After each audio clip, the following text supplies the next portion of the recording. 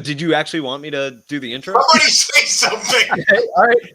Hey, welcome everybody. We're back at the American Praetorians podcast, also known as Slack Ops, because Mike is back here and he wants that name to take I land.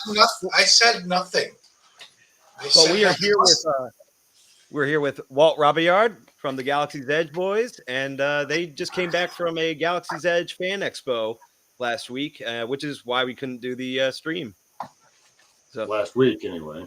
Thanks for having me. So, Walt, as usual, as I'm approaching this the way I approach everything in life, that is to say, I am completely unprepared. So, so tell us about yourself. Who are you? What is it you do? Why are you here? And for the audience's benefit, not for mine. I actually know these things, of course, but well, what it says on my business card is I am I don't know if that'll focus or not, but I am the chief trunk monkey for Wargate Books. That means that every time something goes wrong, which is daily, I get they pop the trunk, let me out, and let me do my thing. My thing is usually cordial, polite, professional, and personable, but every once in a while I get to be me, the real me, and put on the Batman mask and act like it's Abu Ghraib all over again. But the I was at Abu Ghraib. I want to see that movie. it was called Holy Terror, and it was by Frank Miller. Yeah, you're not wrong. But like I do kind of like day-to-day operations over there. I do when we have book production, I'll get involved in that. Sometimes cover layouts, dealing with some of our authors, and every once in a while they'll let me write something, which is nice. I get to pretend I'm one of the chosen. No, not pink slips. No, we try not to do that. It's funny when you held up your card. It's like it's just written on my card. I wonder if it'll focus. I thought that was written on your card because that sounds like something that Jason would. Yeah. Please be patient. I'm an author or something. Yep, and that's a cool thing too. Like Jason and Nick are incredible people to work for. Just dynamic, absolutely cool human beings that are just you just can't find better people around. And you just are they watching this right now? Is it? No, I can see the shadow of the handgun right there. Yeah. I was going to say there's a 300-pound gorilla named Tony. Two more outside. You're going to tell me you're stepping down from running for president again. No, God. They're hired because Nick won't leave California. Yeah, Nick won't leave California. We tried to bully him into going to the Expo last week, but it didn't work. Yeah, he said he would go to the Fan Expo if the Fan Expo came to him. And there it is. He's a man of the people. So the People's Republic, at least. Right. For those who don't know what it is, about 3 years ago, one of the fans decided he wanted to have like a gathering of all the Galaxy's Edge fans and stuff like that. And so he has a pretty expansive ranch up in upstate Washington. His mom was really cool. She's part owner of a ranch, and she was cool to say, hey, let's do this and make it a real event. So they invited all the authors down there, put up some like classes, things that relate to the books, and got to meet and greet, write some books. Space Travel 101. Not so much that, but like map reading. Pete did map reading this past weekend. And in a shocking twist, everybody got to see an over 50-year-old midget absolutely destroy somebody's bicep this weekend. That was fun. But like on purpose. Let's circle back to that later. can't just throw that out there and then leave it. So I have been heavily involved in martial arts training since I was 8. I've gotten to train with some of the most ferocious people on the planet in regards to 8-year-old.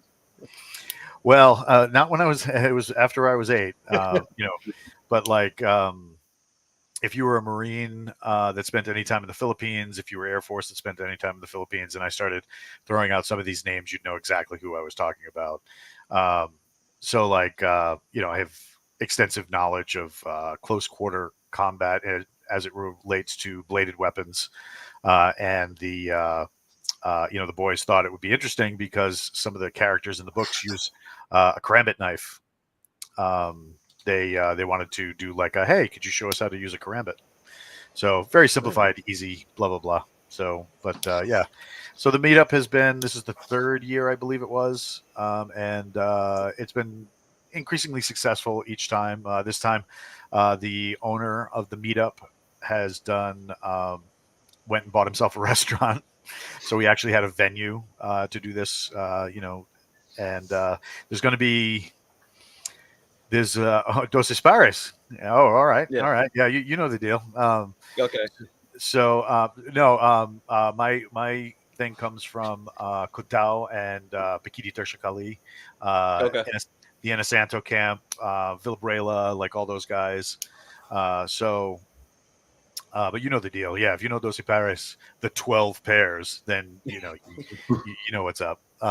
So the every year it's been getting increasingly better. They've tried to improve.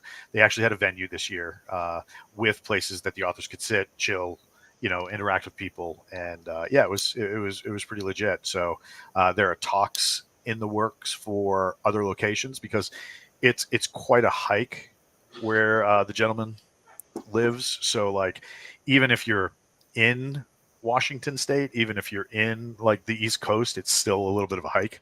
So there's a gentleman in Texas who wants to do like a meetup. Another one in North Carolina that wants to do a meetup and wants to do like Wargate in style. Possibly talk to the guys over at like Camp McCall. Maybe have like a meet and greet with like real special forces guys, stuff like that. So, there's a lot of plans in the works, but we'll see what happens. We'll see how it plays out. But anything's possible. So yeah, it's really neat because it's all fan run. That's cool, especially like with the North Carolina one. Everybody there really wants to meet special forces guys, but they just can't. They're out of reach out there. But yeah. So I knew some of the Eskrima stuff because Pete and I used to work with a guy who absolute hillbilly, right? Like straight up the whitest of Appalachia you can get.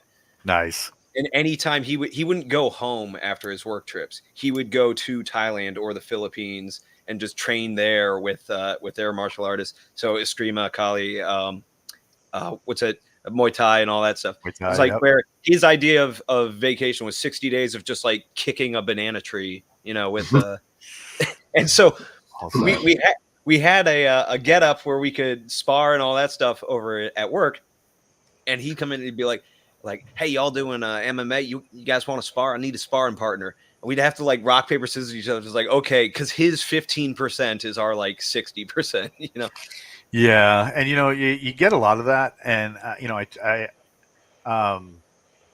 when we were getting ready to deploy the last time, there was a lot of like combatives workup. Everybody wanted to do combatives because it was the Army's latest darling, and they call out like who's got experience, and one of the instructors was like, "Hey, aren't you the guy that trains with so and so?" And it's like, yeah, and suddenly now I don't get to take the class.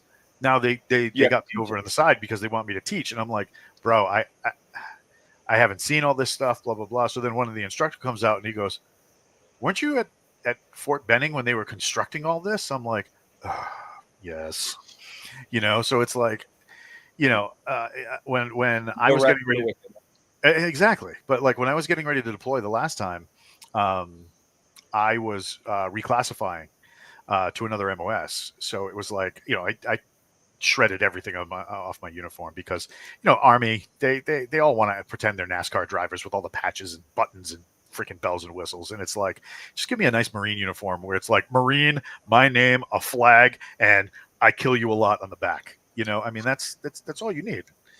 But like, I strip my uniform clean. And because, if I'm wearing all the bells and whistles, nobody's going to teach me anything. Right. But of course, I get jacked off to the side with oh, well, you're a martial arts expert, blah, blah, blah, blah, blah. And it's like, initially, all should have just told him it was Full of Valor. Just been like, no, I made all that shit up. My name's actually Frank Dukes. Frank Dukes. Oh, there's a name I haven't heard in a hot minute. But like, and I tried to downplay it and stuff like that because nowadays, a lot of the stuff I do is very simplified because I don't have the time to train 14, 15 hours a week anymore. Right. So it's, very simplified, very cut and dry and stuff like that. And, that's what we got to demonstrate a little bit at the fan meetup. I told everybody, I said, look, I'm going to show you 5 angles of attack based on the angles of a clock. I said, and when I'm done, you're going to know everything I know. It takes 5 minutes. And they were like, what? But when you start explaining it and breaking it down, after 40 or 50 years of doing this stuff, you just like, it's so elementary at some point. You just sit there and, it's like, all right, look, have you ever taken a can of soup out of a cabinet and put it on the counter? Well, now you know how to block your head. You know how to slap down a punch or push somebody away from you. And then you know how to hit somebody in the nuts. And they just look at you and just like, look, go through the motions, bro. And they're like, oh my God, I could can of soup somebody's ass. And, Mr. Miyagi was right. It's all the same movements. It's just a difference of intent, so. Wax on, wax off. Well, it really is that. I think we got into this conversation at one point with DJ Butler because he was talking about like magic in story and like magic systems and all that. And I brought up a martial arts analogy because like the best martial artists, it's not that they're amazing at like 50,000 different techniques, is they figured out how to use like the 5 basic white belt techniques better than you ever will. And they'll just smoke you on that. I so used like to love bringing guys into the school and then like, guys would come up and be like, hey boss, what's his deal? He that guy looks ferocious. And you're like, well, he's a boxer. Okay, like Thai boxing or something like that? No, all he does is boxing. He's here to tune you motherfuckers up. And, jaws drop and they're like, yeah, but he's not even going to do kicks. I'm like, bro, you're not even going to get your feet on. And it's like, they come up to you later, black eyes and everybody's smiling, because they had a great time. But this was a professional boxer I knew in Providence. And, they come up and he says the same thing. He goes, it's an old Bruce Lee quote. I'd rather face the guy who knows 100 techniques, who practices them once a day, than the guy who knows 5 techniques and practices them 1,000 times a day because he's, whatever. And it's like, he told them, he's like, look, you guys have all these techniques you do. And he's like, from your belt to your belt, how many techniques? And, they start going through it for him. And he's like, I have 5. If I'm an expert, I still have 5. And then when I'm like what would be like a grandmaster of boxing, if there is such a thing, I have 5. He's like, I have jab, cross, hook, uppercut, overhand. That's it. Yep. He's like, that's all I got to practice. He goes, so at the end of the day, every time I see you lift your feet, I punch you in the face. All he does is punch. I mean, so that's the funny thing about boxing. Too, it's yeah. Well, I mean, here's the thing about boxing that everybody kind of forgot once UFC took off and it was all about MMA and that stuff. In the MMA circuits and all that, there's like 1,000 ways to lose the match, right? Mm-hmm. And as soon as you lose, you've lost. Like, so once they get you in a pin, you're done. Once they knock you down, you're done. Stuff like that. Boxing, you can get knocked out a lot, but as long as you get up before that counts, you still haven't won. And you're only going to lose until you either run out of time or you get knocked down and stay down. So the guys, like, it's wrestling and boxing. Those guys don't know how to lose because there's only like one way to lose. So. And that's the thing too, like when I would go to seminars, guys would be like, well, Brazilian jiu-jitsu is life. And I do Brazilian jiu-jitsu. So like, I'm not arguing. I just keep my mouth But shut. You also have another life beyond that. Right. And, I have my, my instructors and my coaches coming over going, hey, can you do me a favor? Can you show this guy the truth of things? And I'm like, I don't want to be that guy today. I just want to be a student, please. Can I just have the white belt for one day? And they're like, the answer is nope. So, I get on the mat with this guy and he's talking all sorts of trash. So he gets me down, right? I get him in guard, right? He starts to apply, pressure to my abdomen, pushing me back, isolating my hips. But I reach up, I grab the side of his jacket and then I bit him. He flipped out. And I'm just like, so then he comes at me and then I start stabbing him. And he's absolutely like, he's touching himself, trying to figure out what just happened, why it hurt so bad. And I'm like, all right, 2 things. So what Professor was trying to, because some of our professors grew up in places like Rio de Janeiro, like the slums of Texas. I mean, these guys did not grow up in nice neighborhoods, and Brazilian Jiu-Jitsu for them was a way to mitigate anger, and stop a fight. Hey, I'm going to hold you here for a second and let you go because the consequences are a little more dire than I want to deal with. But then you get these guys who think, well, Brazilian Jiu-Jitsu is unstoppable. The second you put me in front of you, you are in range of my teeth. And then when you back up and then decide you're going to come at me thumping your chest, you're going to get stabbed. And, I hold up the knife that I was using and I'm like, okay, so this is a shock knife. This produces between 25,000 and 75,000 volts. I had it on the lowest setting. I said, you jumped around like a cheerleader and screamed like a bitch. I'm like, so you got bit, and instead of countering the bite by biting me back or by sticking your thumb in my eye or, like fish hooking me or anything, there wasn't a referee to protect you, so you jumped back and screeched. Then you got stabbed and you screeched some more. You're not ready to defend yourself. He was horrified. Now, granted, to his credit, he was very he was very receptive to that. Yeah, he was receptive to change, and he was like, "Hey, how much bite force does it really take to break this skin?" And it's like okay, cool. This is we can now have a dialogue about all this stuff. But and I told him, I said, look, as a 20-something-year-old guy, I fought everybody, and they were friends, they were enemies. I fought everybody. I didn't care. I said, but now as a much older man, I said, I'm not trying to fight everybody. Yeah. I only fight fans at the Galaxy's Edge Expo. So. You got to, destroy that bicep, let it work. You know, but so martial arts has been a really big part of my life. Still continues to be a big part of my life. And, but nowadays with the amount of time that I'm working for Jason and Nick, I don't have time to put 14, 15 hours a week in. So, my, everything has to be very tight, concise, focused, boxing, wrestling, firearms, done. Yep. And occasionally training my dogs. And for those who know me very well. Train your dogs to box and use firearms? Every day. Every day. But it's those it's a special harness that doubles as a turret. Yeah.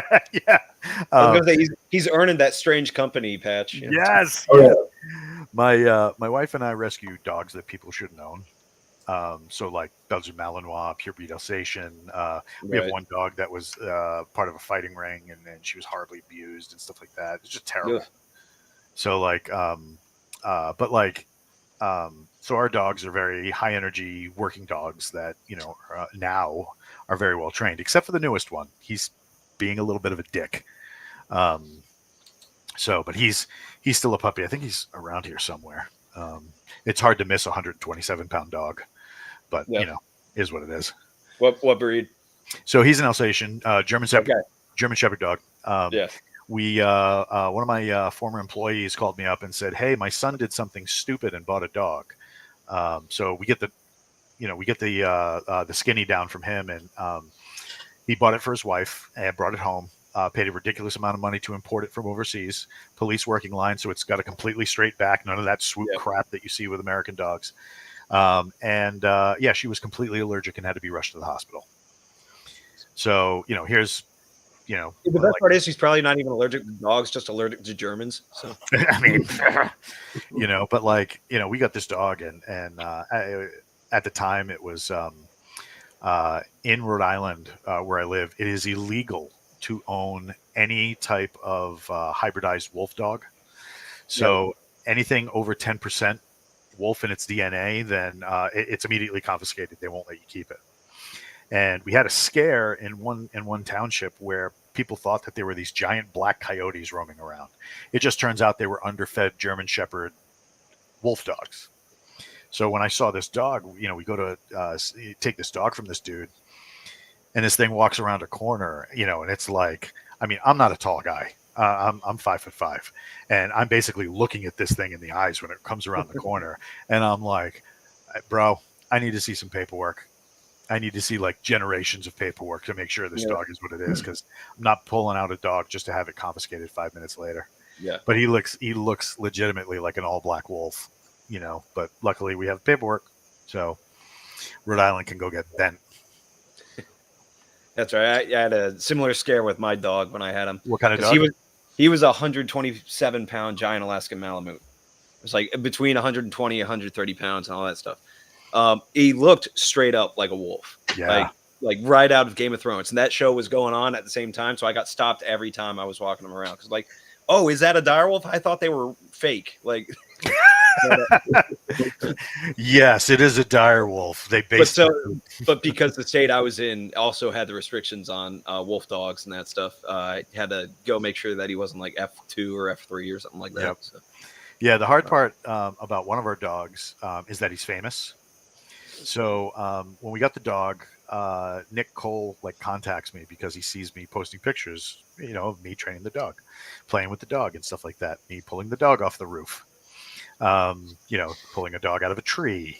He's like, "What kind of dog is that?" I'm like, "That, my friend, is a Belgian Malinois." I said, "It is like a meth-addicted combat junkie 4-year-old with an attention span disorder." He's like, "That needs to go in a book." I'm like, "Oh God." He's like, "I need everything you can tell me about the Belgian Malinois." So I sent him a bunch of videos, blah, blah, blah, right? And he was like, I didn't hear about anything about it. And then a couple months later, he's like, "Hey, can you sign some books?" Why am I signing books? He's like, "Well, not you, technically." The dog. I'm like, "What?" I want the ink paw print. So I went out. I got it right over there. I got the the paw print ink pad. Every time he sees that thing comes out, he's like, "Yeah, my bro," right? Because he knows he's going to get heavily rewarded. Although these days he sees the ink pad and he's like, "I'm really not feeling it," because then I yell at him, because what he does is when he gets something that sees, gets his attention running, he runs away from me and leaves inky paw prints all the way down the freaking hallway. So we did that once with my German Shepherd Luna, who nice. She was a very good dog, but she was something of a celebrity on Facebook when I still had a Facebook, because she traveled all over the country with me when I was driving a truck, and I put a lot of pictures up. That's legit. And so we got out the ink pad, and after about 20 minutes of this, she just kind of did this big sigh and flopped over. She was just so over it. Yep. She was a very patient dog, though. That's legit. She is, yeah. She's sick of fame already. I have one of those Luna signed books somewhere. I think it's really? Yeah. That's legit. Yeah. But yeah. Were these dogs at the expo, or it was just you this time? No, it would have been bad because my 6-hour plane ride took 26 hours, and that would have not been good. Was this because of the CrowdStrike shit? Yeah. Oh, Mm-hmm. Where did it go? Yeah, we're gonna swing through Australia on the way there. It was not good. I mean, it's like which me up and messed Blaine up too. Yep. Yeah, because he went into the other airport and then tried to get a car, and they're like, "Yeah, we don't do that at this time. We roll up the carpets at like 6." I'm like, seriously? So yeah, both he and I missed the first day, and it was funny too. I'm in the airport, and I had to ask Pete a question about his next book coming out, and like they're sending me pictures of like them staring at a phone at the axe throwing place, and I'm like, "I like axes. This sucks." Yeah, they don't let you throw axes in airports anymore. Nah. Ridiculous. Thanks a lot, Bin Laden. Yeah, I can't carry anything cool on a plane anymore. But yeah. So unless it's a bookmark. I mean that I even today, like I get weird looks. I get weird looks when I go on with a Sharpie in my pocket. I'll take everything out. I'll just take off my hat, put everything in the hat, put it in the bin and whatnot. And you get that one TSA agent that's like, really, Mr. Kung Fu? And you're like, seriously, bro, don't out me. I'm having a day. Just give me my freaking pen back. What are you going to do with that? Draw dicks in the bathroom. What do you think? Yep, just like every other red-blooded American. So it is what it is. But yeah, we had a good time. Get to hang out with Pete, get to hang out with some of the other authors, check out what they got going on. We got to meet some local authors. I'm embarrassed to say this, but I had the best taco I have had in years in that little podunk town, and it was amazing. Family was right out of Mexico. It was like, oh my God, I might never leave this. This is amazing. You should check out the east side of the state if you really want something along that. Oh, really? Line. Oh my God. My old hometown is probably now about 90% Mexican. You don't have to convince me to go. You're already getting me there. I mean, but those tacos were amazing. Tacos and cheap labor? What? All that Porta-John art that has been lost to history. It's true. It's true. What did they call them in? We mobilized out of the last time out of Fort Dix, New Jersey, which was a freaking nightmare. And the Porta-Johns that they had were called Porta Bobs. And it was like the picture of the founder of the Porta-John company, like with his thumb up on the freaking Porta-John. Why would you do that? Wow. And it's like, don't you understand, Mr. Marketing Guy? Yeah. What is going to be done to that picture? It's true. So we were always referring to all the Porta-Johns we saw as Bobs, which made calling our friend Bob a little weird and inconvenient. But, yeah. Hell, I think my introduction to the Chuck Norris jokes was in Porta-John. Right? I was like, that's weird. That's weird. Yeah, sometime remind me to tell the cool Chuck Norris story. Iraq was weird with celebrities showing up for the USO and stuff like that. And all these different people, like one day you're walking and they're like, who's the midget with all the giant gorillas around him? Dude, that's Chuck Norris. Oh my God, that's crazy. So there was a lot of that kind of stuff. Did you have any of that stuff when you were bouncing back and forth? No, we were too far out for celebrities to make their way out there. I was at Camp Asalia in 2005, and I guess some wrestlers came. Oh, no kidding. I don't like WWE. I think they were WWE by then. We're going to go Hulkamania all up on the Taliban's ass, brother. No, there was some that I'd never heard of, but some of the guys that I worked with, they were really excited. Were they saying woo a lot? Were they wooing? I didn't even see them. I just saw the car go by on the way to the gate. I was on like a gun post, and the one dude outside the gate was like, "Oh man, I got to meet him," because they got to shake hands with the car as they went by. I was like, my life is great. My life is so blessed. You know what I mean? It's 120 degrees. I'm getting paid dick. I can't say that I do, but I'm happy for you. I thought you meant one of the celebrity wrestlers was outside the gate. He ran to Iraq or wherever it was trying to get on. You're like, I got a show in a minute, man. I just had to fight my way through this entire shithole country. Let's go. I think that was rise to the top. I think that was actually the plot of a third-person shooter starting. Probably. Yeah, for us it wasn't when we got into Iraq. It was when we were it was before we bounced over the border. We were going out of Kuwait. So all these celebrities were showing up and blah, blah, blah. We didn't see anybody in Iraq. But every time we went to Kuwait or we went to Qatar or something like that, there was just all these people rolling around. We're like, really? Seriously? That's a thing? The one time I went to Qatar we were in a GP tent in the middle of the desert for 10 days. Oof. I spent a year in Qatar and refused to call it Qatar. I don't think the Arabs call it Qatar. I don't know who came up with all the Arabs call it Qatar. I mean, it was just...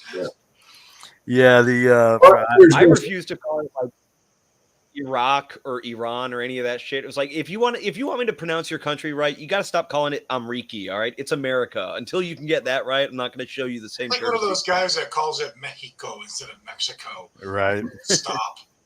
You're only allowed to do that if you've got a wig on and you just kidnapped the guys in the back of the police car and you're doing donut. You're not actually. No, even him was just you boys like Mexico. But I mean, like, I've known enough people that were like fresh off the fucking human trafficking train from Mexico, and they call it Mexico. Like, they don't keep the accent. It's like, Yeah, it's like, you I hear know the that? deal. We in America now, we pronounce things wrong. Exactly. We don't do that soft X up here, okay? It's Mexico. You got to start doing it like Portuguese or Chinese, where it's like in Mexico. It's funny because every once in a while, my wife will be like, "Your accent is showing," and I'm like, "Shit, I have to speak like an American." But like, yeah, so like, because English, not my first language, so how you're hearing me speak right now is absolute fabrication. Right. What was your first language? Italian. Oh. So. Oh, cool. We got another one of those. Another one of those. Yeah, I know. We're slowly taking over, just like we did New York. Yeah. Well, I mean, for a while, the state I live in, Rhode Island, was predominantly Italian. And then they were like, you know something? Let me tell you guys something. This place sucks. We're going to go to Florida. You know, and now they're all Florida. Now they're all in Florida. You know, it's terrible. It's terrible. But my grandfather was a pretty smart man, and he was like, you know, in all the countries I've been, in all the places I've destroyed, I've noticed that all the people who are taken seriously speak well. So all of the grandkids are going to learn to speak well.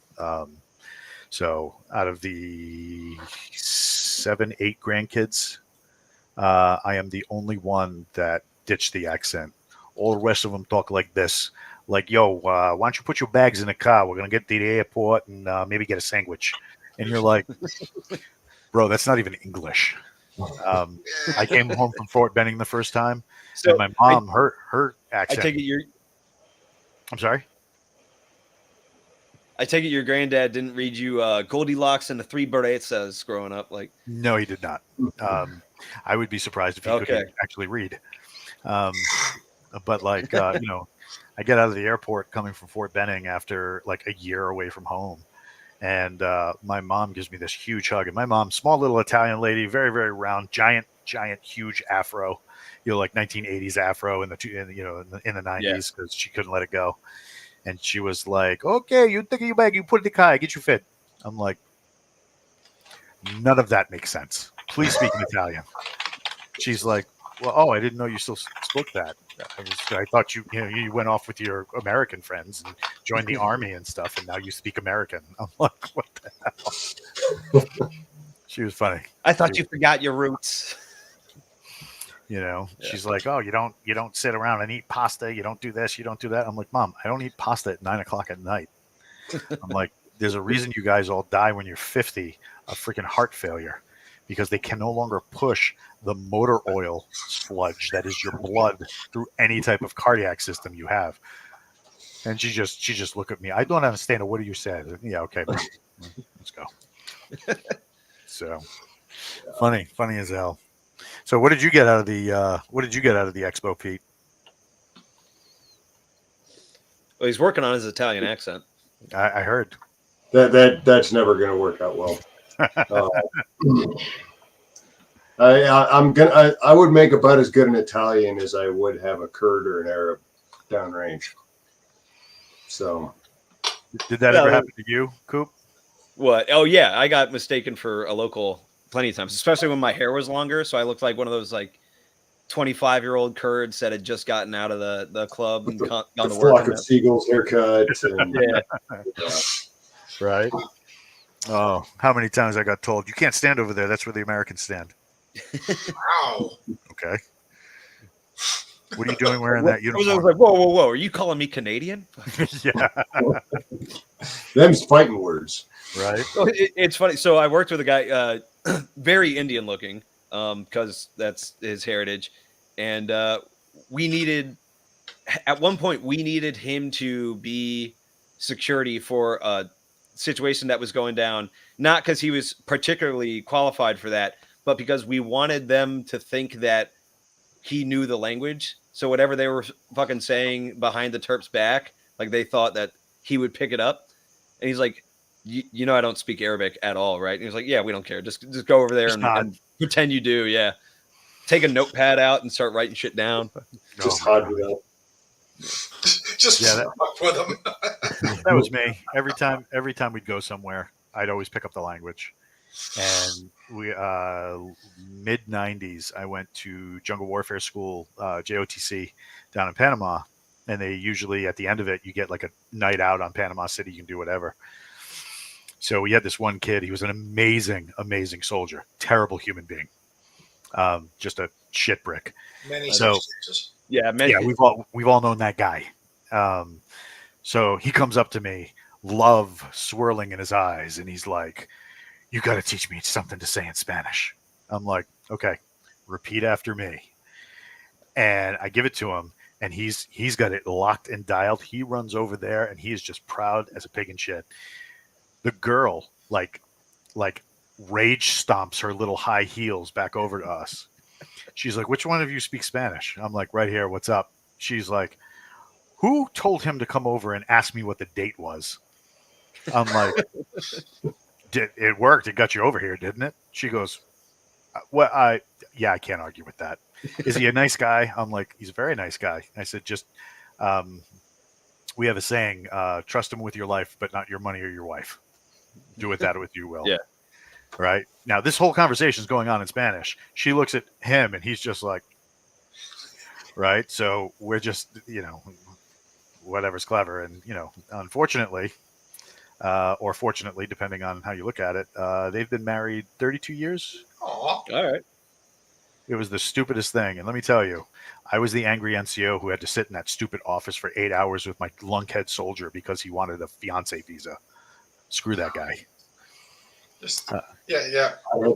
Bros, like the Latinas love it when you go up. ¿Cuál es la fecha de Fecha de hoy. Yep. And here I am Yeah. being like, ¿Dónde está la biblioteca? It wasn't quite that bad, but one of my guys decided to get married over a long weekend once, and I found out about it at the same time as the platoon sergeant, who then looks at me and says, "I blame you, Petey." Yeah, just found out about it too. I'll do you one worse. All right, my platoon's biggest fuck up dude, right? Like we fought tooth and nail to not bring him on the deployment at all. We lost that battle, but Like you do. yeah. So after pre-deployment leave, when we're getting ready to get on the fucking planes and that shit, and we're all just checking in back from leave, he comes in and he tells me and the squad leader, he's like, so I got married over post-deployment or pre-deployment leave. We're like, how? No girl actually likes you. How did you get married? And he got talked into fucking taking care of this girl and her kid over like a fucking week and a half of pre-deployment leave. Decided to get the shotgun wedding, and then told us while we're staging gear, like on the fucking motor pool line, to get on the buses and shit. That's crap. Yeah. How did you eventually deal with it? Oh, we just fucking ignored it because we didn't care if it went through. Like I said, like we did not. We ended up trading this guy. Like baseball traded him to 2nd platoon for actually none of their guys. Like it was just straight up like, hey, you take this guy because you need numbers, and we will take none of your dudes. Please just get him off of our hands. We'll take a couple of MREs. The best part is they had a platoon sergeant that was very judgmental of our leadership skills. He was just like, well, the only reason he's a fuck up is because you're a fuck up. You can't train him right. Oh. And so we fucking went through with this deal, and I kind of used that against him and be like, hey, maybe he'll turn into a squared away Marine now that he's got you. And so he took that as a challenge. And by the end of the deployment, he's like, fuck, I don't know what's wrong with this dude. Like, I can't believe it. So he learned the hard way that, some people are just unfixable.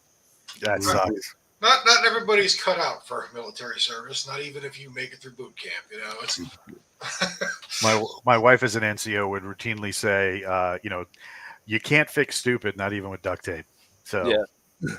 I Go ahead, Pete. I had one where I had to realize that you no matter how hard you try, you can't beat somebody smart. Yeah. It's true. It's true. So Yeah, we got to talk about the famous scene that we talk about with Pete all the time uh, at the Galaxy's Fan Expo, and I set the bar for a couple of different authors. I'm like, look, I'm very hard to freak out, but Pete, there we go. Pete wrote the one scene in a book that like kept me up for like 3 nights, and I'm like, if you want to top it, you got to talk to him. There we go. And it's like, I had guys coming up to me. They're like, "Oh, well, what's the scene?" And I'm like, "You want me to spoil it? Here's the name of the book. Read it." So I was working for you, homie. But like, yeah, that was one of the things. Getting able to interface with people at that expo, especially some of the authors who I've never met face to face before. I met Doc, I met Pete last year. And huge props. Pete might be a Marine, and his wife might be the wife of a Marine, but they are very gracious people, and they were very kind to me. So that that was absolutely awesome. Here I am, just out there in the middle of nowhere by myself, and they're like, "Come with us, homie, you poor little midget. We'll take care of you." So that was. Did he hold your hand as you walked away? Oh my God, but like. Yeah, they were very gracious. So that was really awesome. And, got to interface with some of these authors and be like, look, that's the gold standard. That's what you need to cut for, and if you can't do that, learn to do that, because, we want more, creepy curse scenes and, less like teen Mighty Girl Space Force. Because I was going to say, I think if I was reading Twitter right, somebody took him up on that challenge. There was that actually did come up on Twitter. Was it yesterday or the day before? Yeah, the day before. Because somebody was some rando had been talking about Marines in a fantasy setting, and so somebody brought up Forgotten Ruin, and then somebody brought up The Lost as well. And somebody else was saying that Doomsday Recon in that series is actually darker than either the other, and I'm just like, Ryan Williamson got darker than me? Challenge accepted. Well. And the best part is you're going to get this book done in like 3 hours or whatever at your rate. Right. And so everybody's worried about like AI just writing novels at an unmatchable pace, except for Pete. He's just like, I've already got them beat. AI needs to be worried about Pete. It's true. It's true. And you can't see his hands. He's typing right now. That's legit. But yeah, it was a great time, great way to interface with not only the other authors and stuff like that, but also with the readers. A lot of cool readers, a lot of people who came out for to see this guy or that guy. And you got a lot of experience on that board. You got Pete, with his experience. You got the guy John Spears with his experience. There was no dearth of experience sitting down and getting to talk to people. And how often can you say you met this guy or that guy? I get asked all the time. It's like, how many airborne rangers have you met, writing for this or that, because the Galaxy's Edge, the Legion is based on the United States Army Rangers. And then you have Rangers in Forgotten Ruin. And then, you have a reconnaissance Marine in the reconnaissance Marine detachment in the Lost. And technically, reconnaissance Rangers, blah, blah, blah, blah, blah. Everything's Ranger. And it's like, look, we're just trying to expose that to the public, because we don't have as good publicists as the Navy SEALs. But, the side of that is you have a better chance of meeting an NFL star than you do of meeting a currently serving active duty United States Army Airborne Ranger or a reconnaissance Marine. Yeah. So because the NFL stars are where people want to be. Like they stay in the high traffic areas, not in a fucking swamp that was condemned until the U.S. military bought it up for pennies on the dollar. So to have that to have that in that low key setting where you can just come and you don't have to throw on an 80-pound rucksack with 40 pounds of armor, 100 centiliters of water, 6 magazines, and a weapon. If that's not your jam and you just want to talk about that stuff, and hey, here's some authors who have lived that life, sit down, grab them a coffee, and pick their brain, because one of the things that Nick and Jason are very adamant about is that they cannot provide enough service to their readers. They want to be the service that people say, I really feel like I kind of owe them money every month because of all the stuff I get, and not only that, but like before I came on stream, one of the authors, Nick Cole, he does a weekly video game podcast. And basically he sits there. We get slaughtered by 14-year-olds who play this a lot more than we do. And he answers questions. So, what other place are you going to do where, you think James Patterson is going to sit there and play Minecraft while you ask him questions? No, well, he might, but he's not going to write a fucking book that he puts his name on. Right. So, I mean, stuff like that, you're not getting that kind of engagement. You might get an author that's like, well, I do a podcast, and that's great. But I mean, if you're not actually talking to the people who's reading you and stuff like that, and it's built an amazing, amazing community. Like, I've never seen a community like this. And I'm not going to use names because it's a very personal, intense thing. We had a young lady who is a Galaxy's Edge reader, and she lost a child. Oof. So it was heartbreaking, and not, like I said, I'm not going to go into too many specifics, but like what was really neat was we had heard a story very similar from another reader, and this guy doesn't know me from hole in the wall, and I go to him and I'm like, hey, would it be too much trouble? Could I impose on you to just give this person a call? You've been through what she's going through. Maybe a friendly ear or something like that. There wasn't even a question. He was on the phone 30 seconds later. We've had people where it's like, we had a lady who lost her husband, and her husband was a Galaxy's Edge insider. And for those who don't know, we have this insider program where you pay a certain amount of money a month. You get the book 6 months in advance. You get special author interviews. You get previews. You get to see the art before it's done. All this stuff. But the big thing is access to Jason and Nick, right? So the husband who was on the insider subscription passed away. The wife used his Facebook access to say, hey, this was my husband. He passed away. But I know how much this community meant to him. He just wanted you to know that you guys were great, and that if you don't see him memeing, it's because he doesn't get reception where he is now. And we were like, I'm not crying, you're crying. Right? So I can't believe they have shitty Wi-Fi. That's exactly right. So Jason and Nick were like, well, from now on, he's permanently on the roll. We will never remove his name from whatever. And she can have access to everything he had access to. And please reach out. Let's see what we can do to help her. And last year we brought her out to the Fan Expo. And she just got to hang around, meet people. She has a hobby where she does photography with DSLR cameras and stuff like that. And she took amazing photographs and just interacted with everybody. But I mean, what kind of community does that? You know what I mean? I mean, you got guys like you see sometimes like Larry Correa and the Monster Hunter crowd. They'll be like, "Hey, I need a hoon because I'm going through this." Right. And everybody like, oh, you see these comments like hoon, and everybody's just into it, and that's what it should be like. It's just a bunch of people getting together and just really enjoying these books and just vibing together. And it's just been amazing.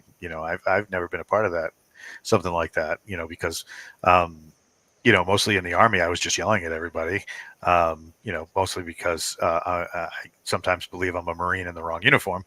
But I mean, at the end of the day, it having that community where you get to just sit down, talk geeky stuff and make some actual friends, I mean, it's just fantastic. Like, I've had readers invite me to their house, and it's like, look, don't write checks your refrigerator can't cash, because I've never met a meal I didn't enjoy. And they're That's like, when they pull out the block of wood and the sledgehammer and just be like, "No, yeah, I've seen this movie before." yeah, you're not leaving, But like, we had this one guy who was like, I don't like where I'm living anymore. I'm moving across the country, but before I go, please come over and we're having a big barbecue because my son is coming home from the Air Force. I'm like, he's only an hour away. Hopped in the Jeep, drove up there, had a fantastic time. Wonderful family, great kids. The son got engaged like right there in front of me. I was like, this is a guy who didn't know me from a hole in the wall, other than I wrote some creepy dwarf book, and he's like, come to my house, and it's that kind of community. It's really, really nice. And I'm kind of glad that he didn't pull out the block, because that would have sucked. So any of that stuff ever happened to you guys? No, I've stayed away from cons and all that shit, and also I don't have any books to my name. So you two answer. Well, kind of. I mean, I've had a couple internet stalkers. You got married, right? That my wife did not actually stalk me. That was. Oh God. You're gonna get me in trouble. Her ears up against the door right now, isn't it? Yeah, there's a reason why we call Coop Chaos Grenade. I met my wife on Facebook, but she was in the con scene for years. Actually, as like a con helper. She right on. She was like a driver for. Forgive me, I am tired, and names escape me. The author of the Hammer Slammer series. Oh, right on.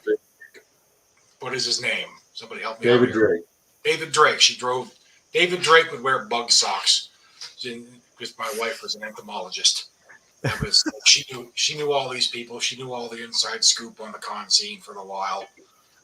Not as much anymore. Like we don't think we've gone to a con since LibertyCon 2018.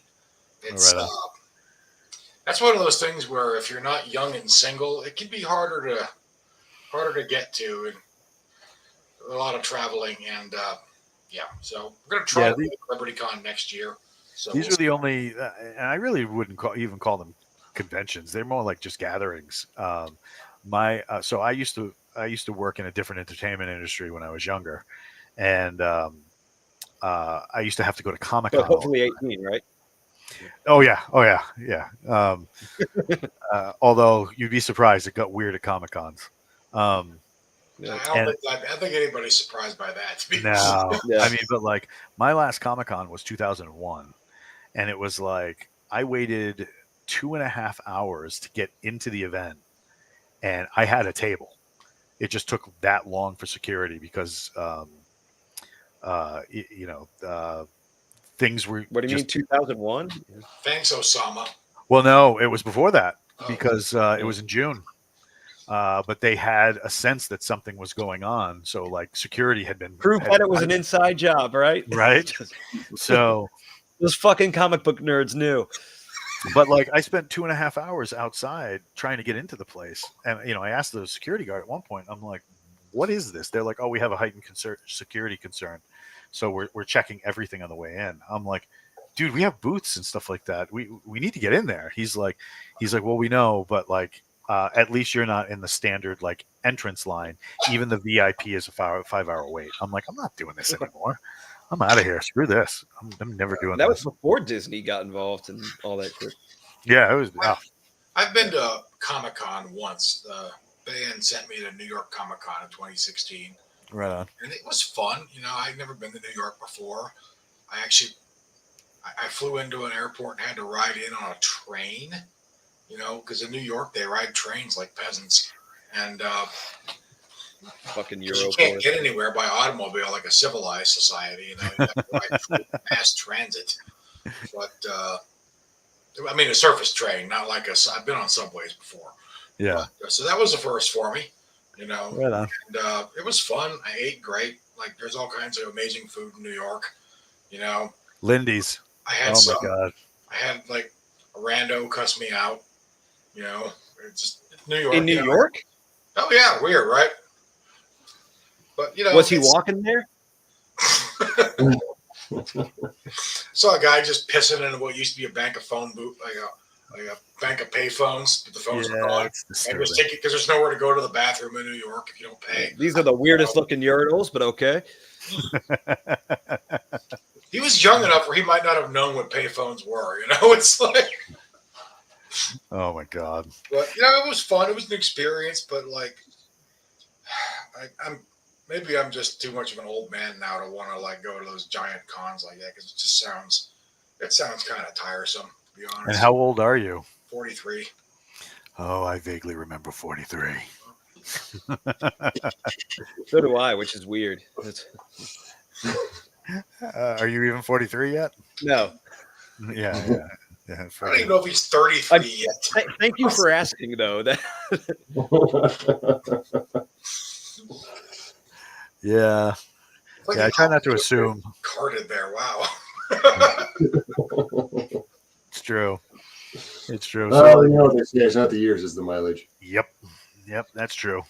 So, what did you immediately start working on when you got home, Pete? Was it anything cowboy related? Oh, we had like the last conversation over that fire. Oh shit. I was like, where are we going with this? That was legit. Well, I mentioned that I am planning on branching out into Western at some point here in the future, and Walt got very excited. Pete, because lever guns and wheel guns. I think that might work out, Pete, because I think you love the Old West, so I think that'll be a passion project for you. My internet crapped out when you said lever guns. I definitely heard leprechauns. I was like, oh, it's one of those. He is Irish. I mean, that's legit. Like Hell on Wheels, but with like that vague magical realism bullshit going on. No, please don't. I've read that book. It was terrible. But we were. I was having a conversation with Nick, and it was funny because I said, people come up to you and they, when you write stuff, and they want to talk to you about this or that or the other thing, and it was funny because when it was like this guy, Doc, and Pete, and this guy, right, and these three right here are all very well read and very astute students of history. So guys are coming up and going, I like that thing where you stabbed them with the sword with the magic. That was great. And you're like, so Lewis and Clark, I think the biggest achievement, blah, blah, blah, blah, blah, blah, right? And they're like, author guy smart. I'm going to go over here and eat a piece of chicken, I was going to say, whenever we get like the Marine cranny or perpetual retard stuff, I'm always just like, I know Pete Nealon, like, calm down. Yeah. Dude's writing 3 books, reading about like current day military and small wars operations, and also like Genovese warfare from the 1300s, and shooting and keeping up with tactics and all that stuff. Like, dude's a machine. So, how many languages have you learned? What's that again? You cut out. Y'all are trying to give me a big head. Knock it off. It's gonna be adorable. It's gonna be adorable if we make him blush. I don't know if it's possible. Just like a real leprechaun. That's legit. You're a lot smaller than I am, Coop. Yeah, but I'm Italian. I don't know how that makes it right. Okay, I was going to say probably the Irish part of me is probably the taller part. Oh my God. Probably. Which isn't saying very much, but so I've seen way too much sun to be full blown Irish. Oh, you don't burn when somebody turns on an overhead light? No, this is. Yeah, I got you. That's why I got mistaken for a Kurd all those years. Oh yeah. I mean, freaking somebody turns on a light, I tan 3 shades darker. I know the deal. So Pete, did you start working right away when you got home, or did you take like a day off? I don't. Once we got home off the road, no, I went right back to work. I don't think he takes days off. Every once in a very great while. Right on. Yeah, but it's usually because something in your like house blew up and it needs to be replaced. That's not a day I off. heard that story while we were out there. Damn truck. Yeah. That's legit. So, Mike, I'm what do you? hoping we're getting to the point where enough stuff is broken and been replaced that we won't have to worry about it for too much longer. But Is there a point where that Like, actually it's happens? essentially a new house. The House of Theseus, it's just. So, Mike, what are you writing right now? I am working on a space opera that has been the bane of my existence for the past couple. It's been a while. I'm almost done. So. Trilogy, quadrilogy. It's a single book, and right. It's one of those projects that I've gotten into the point where I'm almost done, and I hate writing now. But I'll feel better once I get it over with. So after that, I don't know. So we'll see. And Coop, what are you writing right now? He doesn't write. My resume. He writes. He writes banger posts and good jokes, but he's not. Well, at one point, I heard Nick Cole threatened to give him a writing contract if he could produce some stuff. So what are we doing here? Dodging that like the plague. I got wrapped up with some other stuff. It got in the way, and it's one of those things where it's like, might as well stop talking about it until I start working on it. So Honestly, I want to say I like having one friend who's not a freaking author. It's right on. I can't. That's right. Pablo John brings up a good point, though. I am your author consultant, Mike. Exactly, and that's an important job. Yeah. I don't know what you do. He's not a consultant now. It was an advisor last month. I would love to thank Twitter and mentally ill writers on there for coming up with a writer consultant. Look, you job. can just say writers, okay? Oh my god. No, Walt, have you heard about that? No. So somebody like published independent, like one of their own novels and that stuff, and immediately got a call from somebody claiming not to be an agent or a publisher or an editor, but a writer consultant, and was giving them it was like telling them to give them their information so that they can write up a contract on how they could tell them how to like publish a book after they had already published their book. Yeah, those scams have been around for a little bit. Those are. No, this is me. Calm down. Don't call them scams. Mike, Pete, you didn't hear that. They're side hustles. Yeah, side hustles. It's grinding. Nah. Emphasis on the hustle. All right, Mike, who would you rather have as a writer consultant? Me or that literary agent with that fucking list of requirements? The woman with the list who, oh God. Well, obviously you. It was a list of Tumblr genres. Like, that's all it fucking was. I thought it was interesting that, like, none of her examples of what she wants to see in a book came from books. They are all from TV shows and anime and comics. Not even comics. Oh, no. A lot of them are from fan fiction. And I know this because I was reading it. I was like, yeah, check her fucking hard drive. Because she was talking about, like, corrupting himbos, underage young love or some shit, sapphic everything. I was like, oh, you are one of those people. Oh, check her hard drive. Not even because there might be CP on it. There's just fanfic. You should be ashamed of it. Like, you need to be exposed. Shame this woman. I love it when people reach out and are like, we could increase your audience and blah, blah, blah, blah, blah. And it's like, what have you written? What's the name of your book? And they go, well, I'm a consultant. And I'm like, okay, who have you helped? Give me their CV so that I can look up their book and we can take a look at the kind of numbers you're producing. Well, I mean, it's like, look, I was born at night. And you know the rest of that line. So let's do the math here. You're wasting my time, and you're wasting my time. And I have two speeds. You're in my way and get out of my way. So the way this works in the area I'm from, I'm going to track down your MAC address, that is the physical location of your computer, through what I'm doing right now while we're chatting. We're going to have this conversation in person. Click. And it's like, yeah, that's what I thought.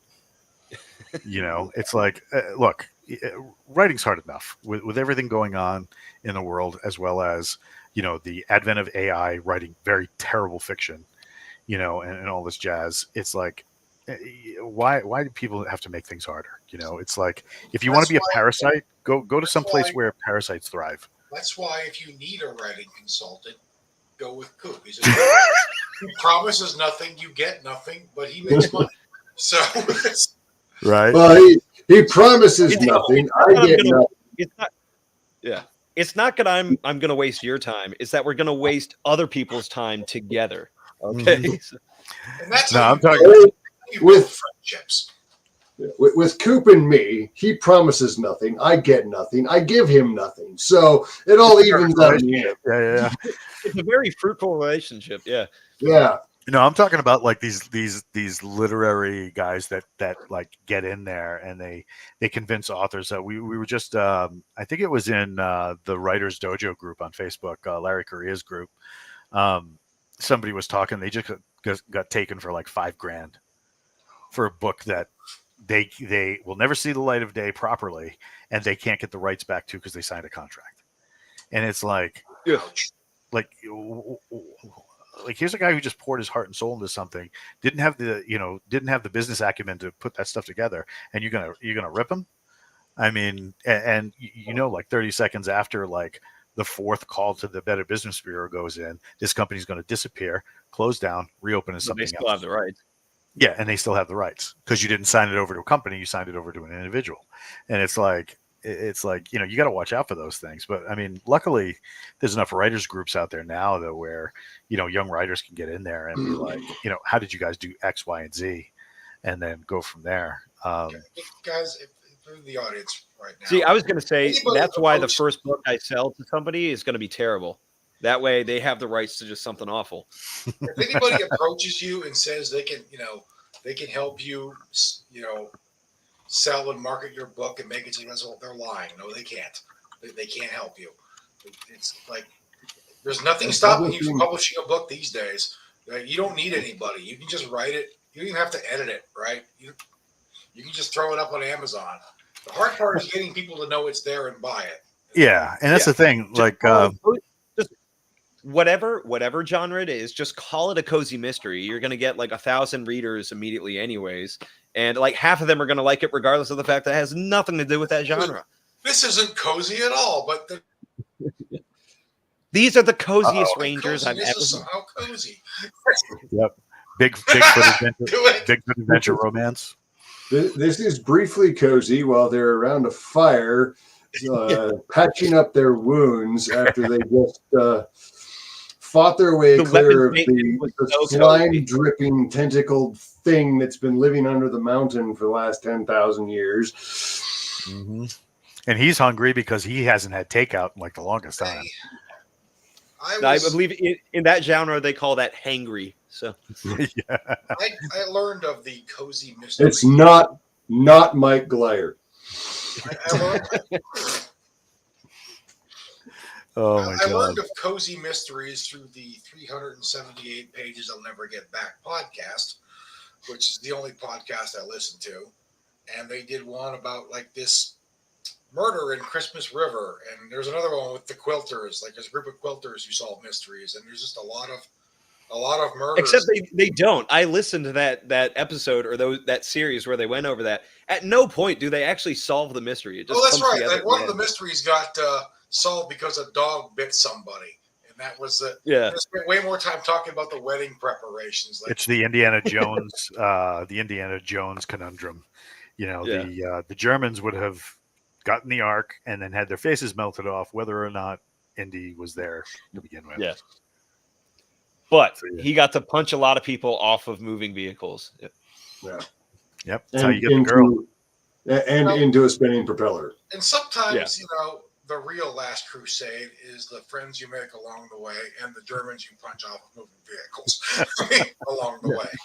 Well, I mean, in the first movie, he punches one off of punches a couple off of the trucks. He punches one off of a plane, and he punches one off of a submarine. Guy's got all three areas of warfare covered. He's punched a Nazi off of all of them. Did he ever punch anybody off of horseback? Yes. In the third one, definitely. Third one. Well, wow. And just for the record, there's only 3. Yeah. Yes. I can't imagine anyone making another Indiana Jones movie as old as Harrison Ford is. That'd be Oh, it'd be terrible. But like, yeah. Can you imagine if they put aliens in it? That'd be Well, weird. I'm just making. Well, you missed it. You missed it, Walt. But Friday evening with Doc, we watched the last the second and last Aliens movie. Why would you do that to yourselves? No, the second and last. Oh, I got you. Yeah, that went over my head. They're all nuked from orbit after that. So. It's funny. My first. Stop doing BJJ on your cat. You think it's a cat? My first experience writing fiction was I wrote a story for PlanetAVP.com from the GameSpy network 20-something years ago. You can't be that. I thought it was okay at the time. Yeah, I wrote a story about a predator on a Mars colony. You can't be that old. 20 years ago, really? I was in college. Yeah, I wasn't lying when I said I'm 43. No, you're very well preserved. It's all fast food and video games, Keep skinny. Eat young, die young. You don't go outside and do things that are hard on your body like Pete did. Look. True. Yep. Got the scars. Got the memories. I do want to see that. I do want to see Nick and Jason try and write a book in the Forgotten Ruin series that is marketed as a cozy mystery, but change absolutely nothing from how they would normally fucking write. Oh God, that would be hysterical. But the cover has to try and sell it as one though. The just some of the reviews are priceless. It's just like, these guys are racists. One of the main characters is a giant. You wouldn't know anything about that. Oh no. Did I ever tell you what about the one of my favorite reviews for Forgotten Ruin was it's like 4 stars. It's not a bad review, but the only line is, "You will never love anything in your life as much as these guys love Rangers," and that was it. That was the entire review. I thought for a minute you were going to say coffee, but no, that's a whole other ball of wax. That's true of everyone I've met with a tab, though. So it's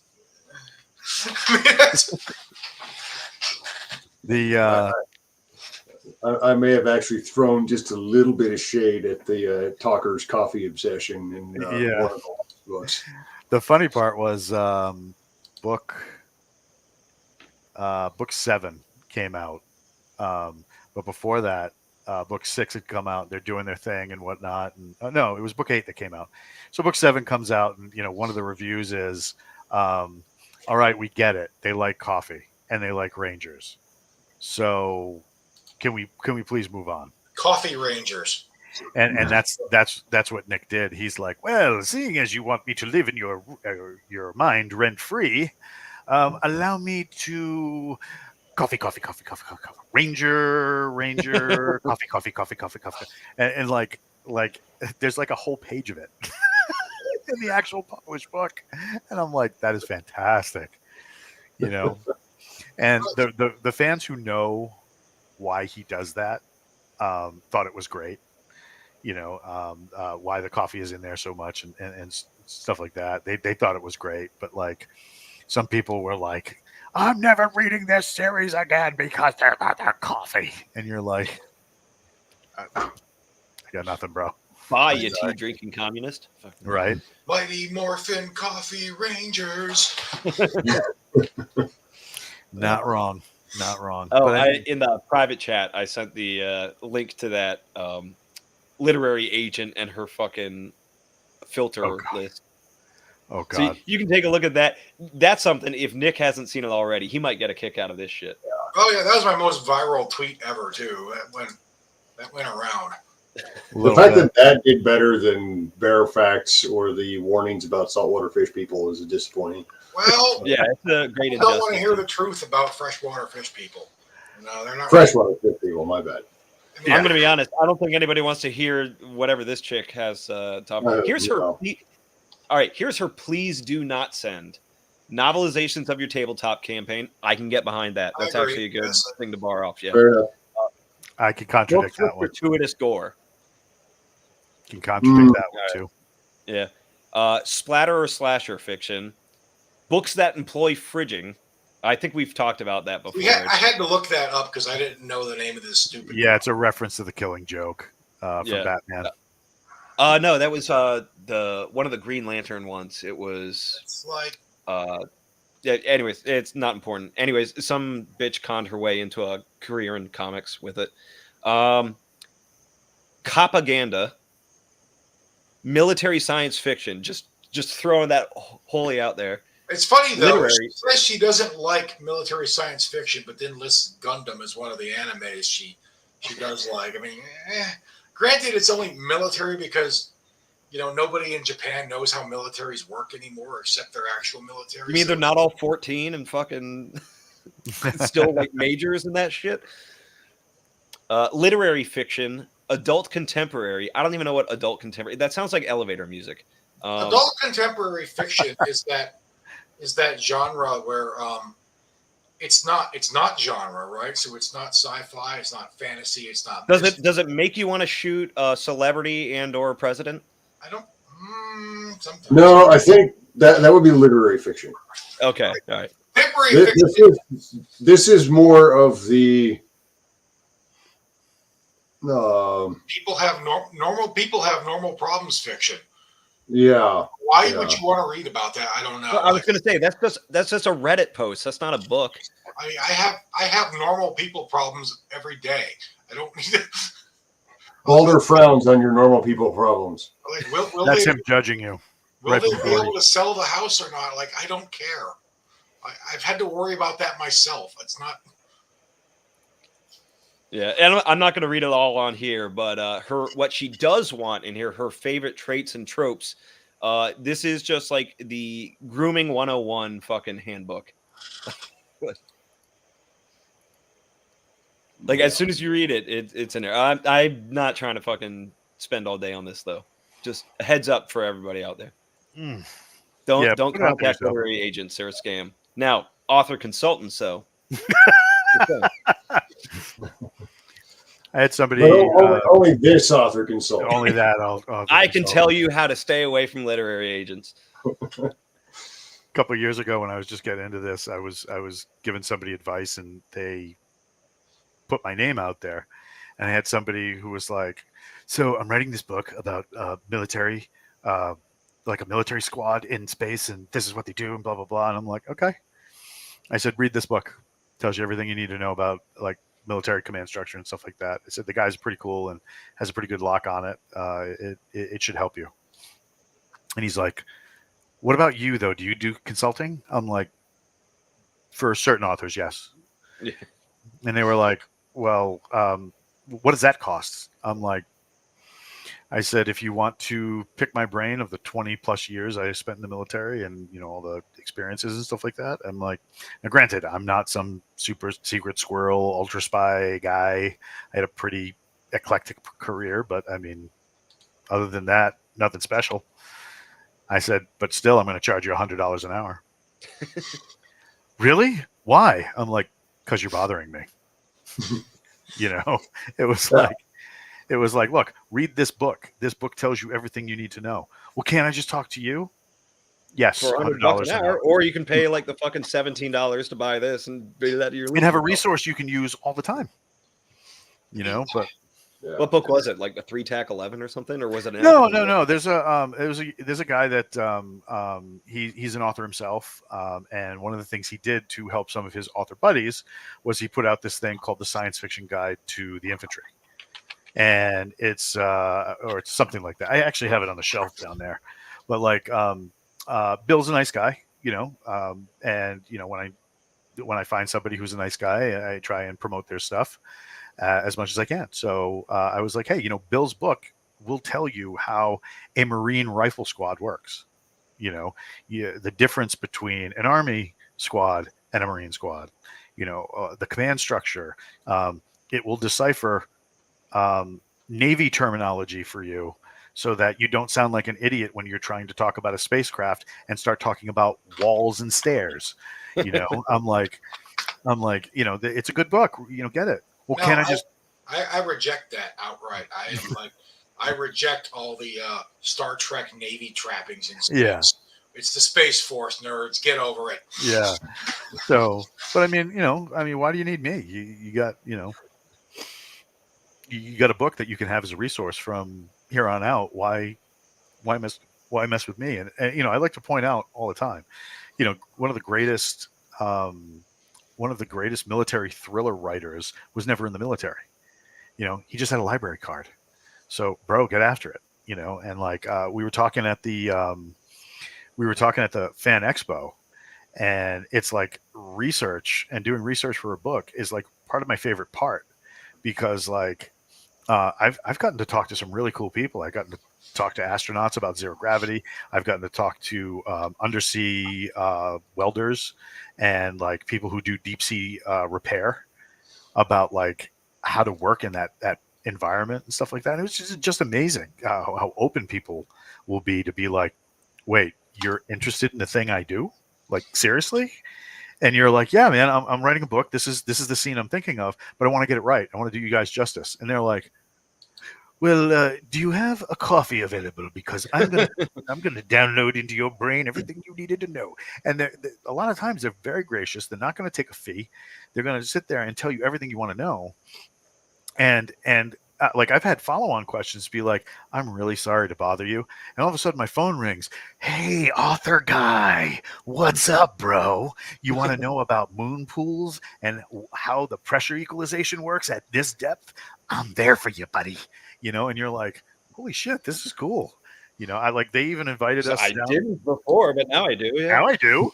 Right. They invited us because down in Florida, they have submersible classrooms where you go and you learn like in that environment and stuff like that. And they're like, you should come down and during a training week and swim with us and, get in that environment. We take like a little mini sub, teach you how to pilot it, blah, blah, blah. I'm like, I want to pilot a mini sub, and you're just sitting there like, this is great.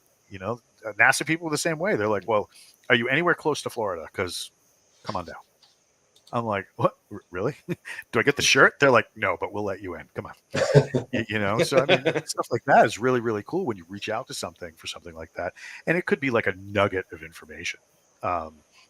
So one of the books I did for Jason and Nick was from their Galaxy's Edge series, and there's a side series called The Order of Centurion, and it's basically like their version of the Medal of Honor. In fact, that guy has written an Order of the Centurion book, and I've read it. It's really good. In one of the scenes, so the book I wrote, which is now going to series, is about basically the Legion equivalent of the PJs. And I have a friend who's a pararescueman. So I called him up and I'm like, all right, I got a problem and I just need to know how to write this so I don't sound like an idiot. And he's like, all right, hit me, Poppy. I'm like, they got a downed aircraft. Aircraft has survivors on it. One of the guy was impaled by a bulkhead that snapped and came out as a sharp right angle. He's impaled. They don't want to move him because of bleeding. And he's like, and my friend is, he's very meticulous. He's like, where was he stabbed? How long has he been stabbed for? Is the bleeding profuse or is it light? What are we talking? And like he goes into all these details. What's the atmospheric pressure? Pretty much, and I'm like, well, they're thinking about stabilizing the impalement by cutting it free of the aircraft with a plasma torch. And this is how they're going to mitigate heat. And he was like, oh, you've been paying attention. Good little midget. And I'm like, but like, normally I don't get to talk to him because he's super busy. But like when I would ask like, hey, bro, can you tell me about this cool thing that you did for like 15 years? He's all about it. He's just like, yeah, man, I got a few minutes to do that. So yeah, really, really legit. So good times. I once. And here you are charging $100 an hour. No, just for that guy. I once remarked somewhat unfairly that if you've never been in the military, you might want to rethink writing military science fiction. Absolutely not, man. Tom Clancy, that man slammed Red Storm Rising. Well, Pete's got a theory about that. I got a part. Let me finish, right? But I've kind of softened on that. That was mainly a dig at John Scalzi. or Old Man's War. I mean, what you should at least do is like, okay, your fictional military in a fictional setting does not have to have all the trappings and lingo of the current modern U.S. military. A lot of them do because that's easiest, right? You don't necessarily have to do that, but you should still do some research just so you have some semblance of how this whole thing works. If you just make it up or you don't do any research, then it's like Old Man's War, or which I read in one sitting. It wasn't a bad book. It was just, you could tell this guy had no military experience at all. Or, you get something like Armada. Where it was the guy who did Ready Player One, I think, and that was So, well, that was just all his research was video games and old movies. Like his research starts and ends with the Wikipedia article for it. Like that's all his references are. So the hard part is okay. I will use Wikipedia for foreign rank structures and issue weapons for foreign militaries. That's about all I use it for. That's simple as shit that like you can tell if somebody got wrong or not. Like Well, Ernest Cline is a talentless hack. So he got lucky. He had a friend or something and he made a lot of money. I don't begrudge him his success, but his books are terrible, and so is he. So that said, I don't forgot where I was going with that, but I just needed to get that off the old chest. So my only real exposure. Only real exposure to Ernest Cline was 372 pages. We'll never get back, and I wasn't able to finish that entire season because just the twice removed exposure was already making me nauseous. Oh, you have to listen to their Artemis series on that. Was that the guy that did The Martian and then fucking wrote a sequel and it sucked? Was that the one with the moon? And did you know that there's only 1/8 of the gravity of the Earth on the moon, where there's only 1/8 of the gravity of the Earth? Yeah. And everything's affected by that because the Earth has different gravity than the moon. But on the moon in the 2060s, they're still making pop culture references that Gen X knows about, like Star Trek and Star Wars, and because those are still popular. People know about Han Solo's pants in the 2060s on the moon. That's terrible. Yes, that's actually in the book. This man is a millionaire from a book he wrote, and that's, like I said, I tell people now, guys, it's not about talent, right? it's really not about. If you needed any proof, look at which YouTubers are popular.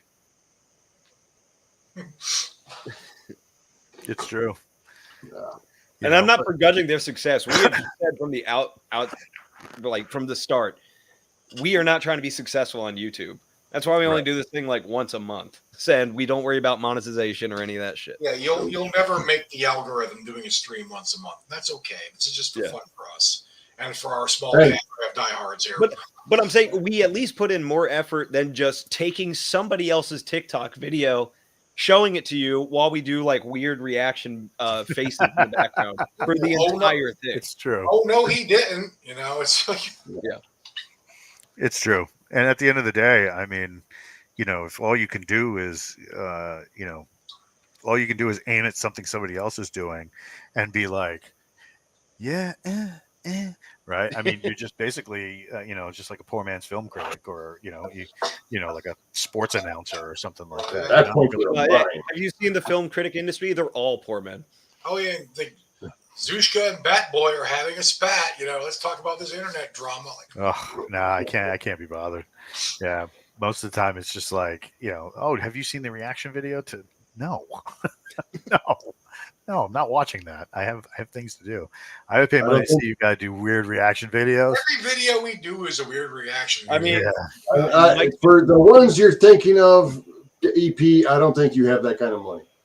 Yeah. Mike's been trying me to do one, but I keep dodging him on that one. I haven't mentioned it. I'll get you on that when you least expect it. But you can't surprise me. It's like a fucking 9-hour series or some shit. Oh no! It's just a movie. Just a movie. Interesting. It's gonna feel like a 9-hour series. Oh yeah, it'll take years off your life. Don't get me wrong. I was gonna say, if you're doing this over the internet, there's no actual way you can keep me in the chair. Like I can go out and smoke while you're fucking watching this shit by yourself. But I mean, they got the the ones that are interesting are not like the people who are like, oh, we're gonna watch an episode of Game of Thrones and just comment on it. The ones I like are like guys like Nick Irving. He'll go through and like critique a sniper scene. What they got right, what they got wrong. Yeah. They do like scene autopsies rather than just like, oh wow, that shot was dope, yo. Yep. There's another guy. I can't remember his name, but it's like I think it's called like Flyer or Fighter Ruins or something like that. And he's a Mover Ruins movies. Yeah. And I mean, here's a guy who's an actual attack fighter pilot, and he's going through these things and just tearing shit up, but it's funny. And I think that my favorite one that he ever did wasn't like Top Gun or anything like that, because he was like, I can see what they're doing, and a lot of it was done for entertainment value, and I enjoyed what I watched, even though it was factually incorrect and blah blah blah. He's like, but my favorite one that he did was I think it was like Call of Duty 3 or something like that. Oh, Battlefield 3. Battlefield 3, where they're on the aircraft carrier. Yeah. Oh yeah. And you're the Rio that's shooting like 60 missiles like it's Ace Combat or something. And he's just tearing us apart. I'm like, this is funny. So I mean, it's cool to have stuff like that where you have technical, people who are technically and tactically proficient at what they do, going through and saying this scene was good because this scene was bad because, I like watching Nick Irving do stuff like that. I like, Moving Ruins movies, because I learned something, versus just like, oh, well, he shouldn't have done that, girlfriend. It's why am I watching this brain rot? I want to see like actual gang members from the 70s watch The Warriors and then do those. That would be legit. Yeah, that would be legit. Yeah. Or like somebody like Danny Trejo. This prison scene is just no, that would never happen. You know what I mean? Like, you could also get Wesley Snipes to do that, but we should get actual Italians to watch all those Italian B movies from the 80s where there's like a popular. We already did, Mike. That's why they were so popular. They do like there was a popular American movie, and then it would be like the Italian knockoff that happened. Like, and actually, you know what? We need to bring that back. No more. Yeah, I was going to say half of the time, the cheap Italian knockoffs did something even better than the actual movie they were ripping off. Like Zombies ripped off Night of the Living Dead, but they also had like a zombie biting a shark in half and shit like that. So. And that involved a stuntman who almost got killed by an actual shark. So, or like Magnificent Seven. Yeah. Hey, look, man, if you want to give me in the water to bite a shark, like a live shark, I'm going to need at least $50. Okay. Oh my God, that guy has a $50? That's amazing. We rich, boys. Yeah. Gonna buy a nice Fiat with this, Oh my God. Fiat. Hell, Honda. But yeah, I mean, having those videos where they're just reacting to it and stuff like that.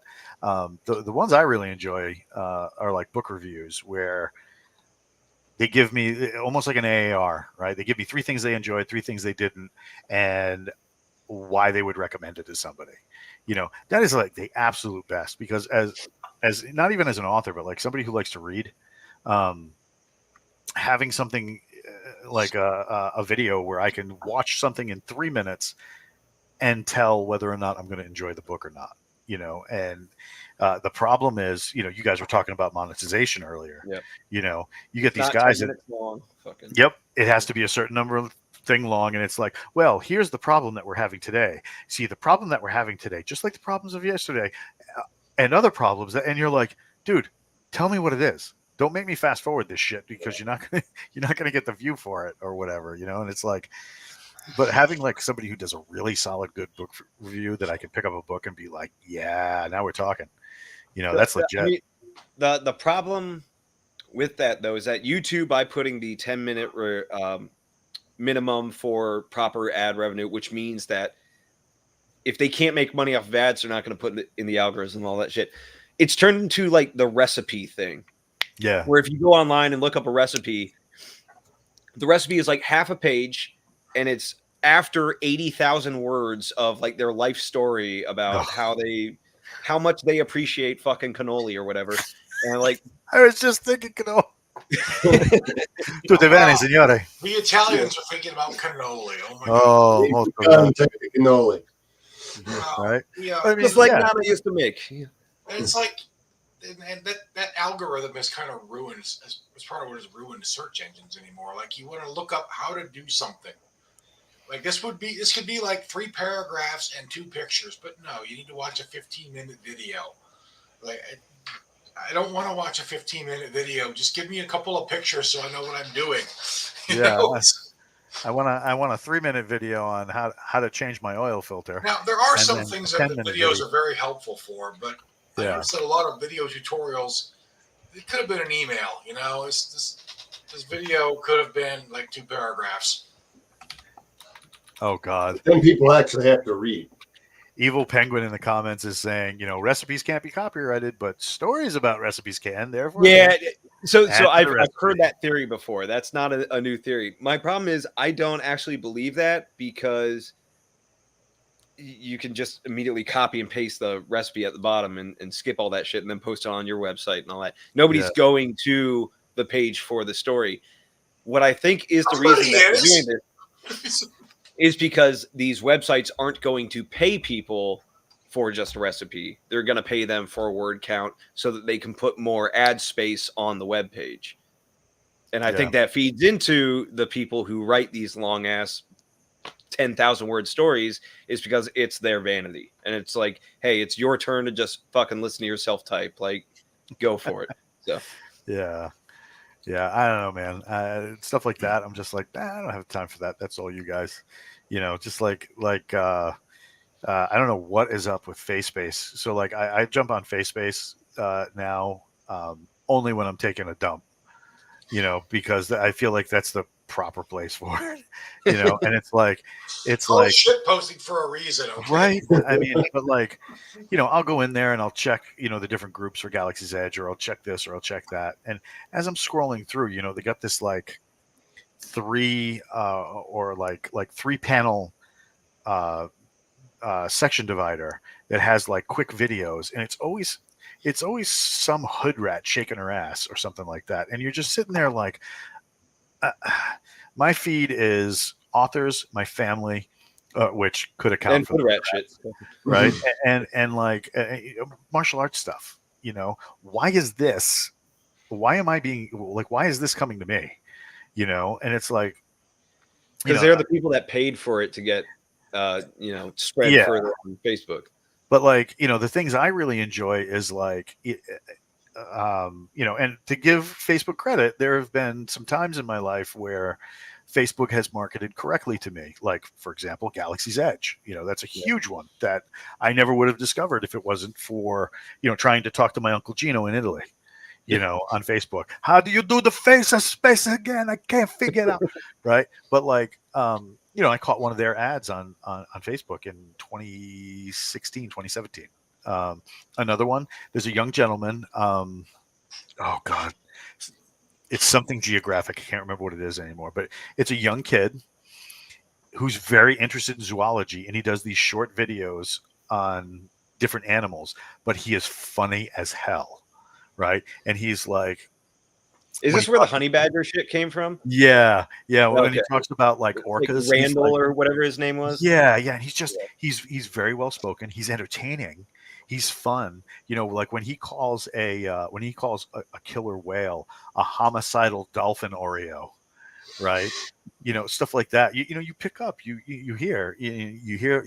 You get a new appreciation for it. And like the thing I really enjoy about him is like the other day he did a video of things I got wrong when I first started doing this.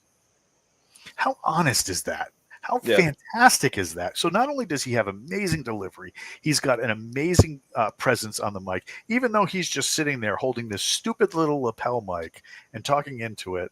on a freaking And green screen. he hasn't even switched to VTubing or anything, right? Like Right. that's I the, mean, the he's just really, really good at his job. I love watching his videos because he's fun and he's engaging and he's entertaining. You know, that kind of stuff, when stuff gets marketed to me, I'm all about it. Right. If you get that hoe over there shaking her ass with, you know, like half a thong and, you know, a belt that should have been a skirt, it's like that doesn't do anything for me because I'm not learning anything. Oh I'm my not. God, that's disgusting. Where? that means she's not doing it right if you're not learning anything. Well, I mean, right? I mean, you know, but like if in that same thing, instead of, you know, if you're really down to show me, you know, a wagging skirt, you know, let me see belly dancing as it was done in the countries where it was developed and what the different motions of the hips mean, Polynesian versus Turkish, but versus this versus that. I mean, that kind of stuff is interesting. That kind of stuff you learn stuff from. That's the kind of stuff you put in a book, because authors are vampires. If they see something fun, engaging, and interesting, you're going to nab that stuff, put it right in the book, and you're I was going going to to say, get. I can't wait to see what the dwarves are like in this next Forgotten Ruin. Oh my God! Yeah, you think those skirts look good on that one girl, right? But like, I mean, you know, and that the dwarf thing, that was Nick. That actually wasn't me. I was just thinking, Amish biker gang plus belly Belly dancing. dancing. Oh, we're doing it. Are You they know, like pedal bicycles or like kind of? if Cooper gave me V2, I'd give him $100 super chat. Totally. We keep trying to make. I think it really spiced the channel up if Coop was just a VTuber, you know. Well, here's the thing. Like, Cooper becomes a cartoon raccoon. Oh God. well, that's the thing. The VTubers, like if they get fucking outed, like, or they have their face revealed or whatever, like their career is over. So how do you know I'm not a VTuber? It's true. Graphics aren't that good.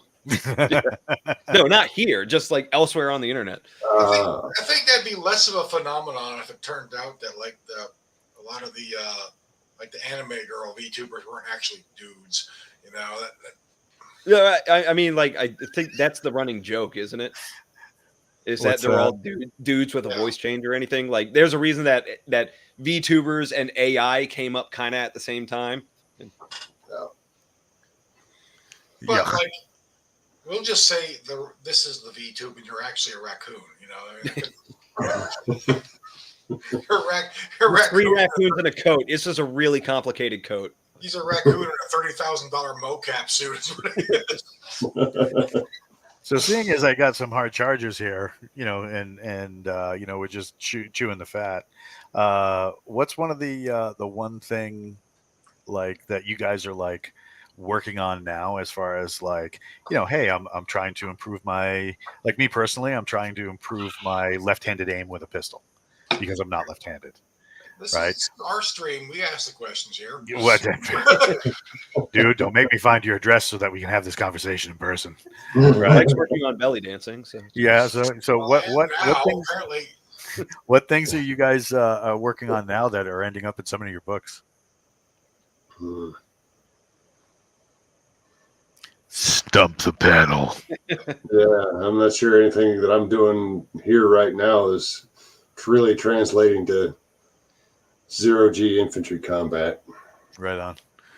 Well, you're sitting around waiting. That's military ass. That's legitimate, right? Do I need to come out with the Mad Pig for the next series? So, I mean, that's one thing about how like you're always writing about, you know, the stuff you've always been interested in, and you kind of know everything about, and are just keeping a steady stream going. Whereas what I found is like when you get the crook in your jaw, it's like, oh, I've got to write a book about this, and then doing the research. Well, what you were saying, like that's so fun, is doing the research and picking people's brains, and then you start like picking up threads of skills that you would actually want to learn because of that. Or like areas of interest that you want to cover and learn because of just it's something that you need to know for a book. So we're working on a series now, and I did some of the base outlining for it. It's called Delta Kings, and it's a side series from the Forgotten Ruin that takes place 8,000 years before the Rangers hit, and it's about a softy 1SF unit that lands in the Forgotten Ruin way before these Rangers, and then they have to go through and whatever. And you meet them for the first time in the very first book, the Forgotten Ruin book, because they're in this like crypt, and there's all this like cryptic iconology going on about who they were and what they did, and somebody realizes, oh my God, these guys are either special forces or something, because look, there's that logo right there, right? So we were talking before the stream actually started about like I'm mad it was an actual logo and not just like a drawn dick on a forehead. It was a logo. These guys were military. Yep. There's the flaming phallus pointing at the threat. But like they what do you call it? One of the things that Forgotten Ruin does really well is it shows you two juxtaposed forces. So the first force in the very first one is the goblinoid forces, so like orcs and trolls and goblins and stuff like that, and you learn and you get to like an intro to that world through the eyes of the Rangers and through the eyes of the translator, who's the main character, and it's all from his point of view.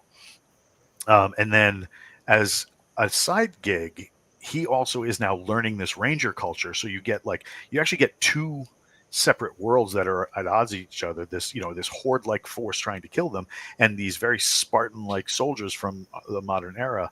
And since the guy is not he's not an infantryman, he's not a ranger, he's not even he had like an abbreviated course to get himself into what he was doing. He was brought in as a strap hanger for his languages.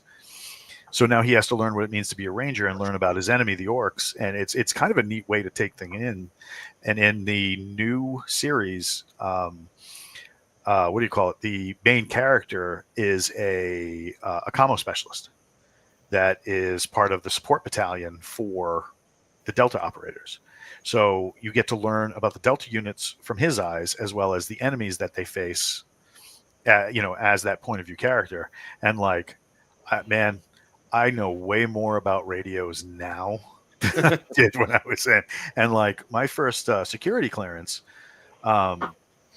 was because I was dealing with a certain type of radio. And the funny part about it is, I gotta outline this book, and I gotta go through and do all this stuff. And it's like I have no idea what radios they're using right now. I don't know, so I started very simply with civilian, GMRS, FRS, Civ band, and ham radio, right?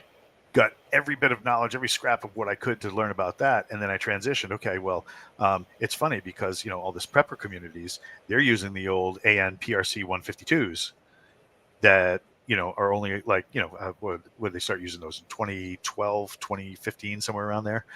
Because it's before the 163s. Which 152s, we were using those probably about, I think we started using those about 2009. Okay. Yeah, because the, what do you call it? Because like I was in Iraq before that, and we had the M-biters, right? So it was like, so I had to go back in. I looked at it cross-eyed and it dropped the fill. Oh, what's that? I looked at it cross-eyed and it dropped the fill. What's that, the 152s? No, the M-biters. Yeah, those things sucked.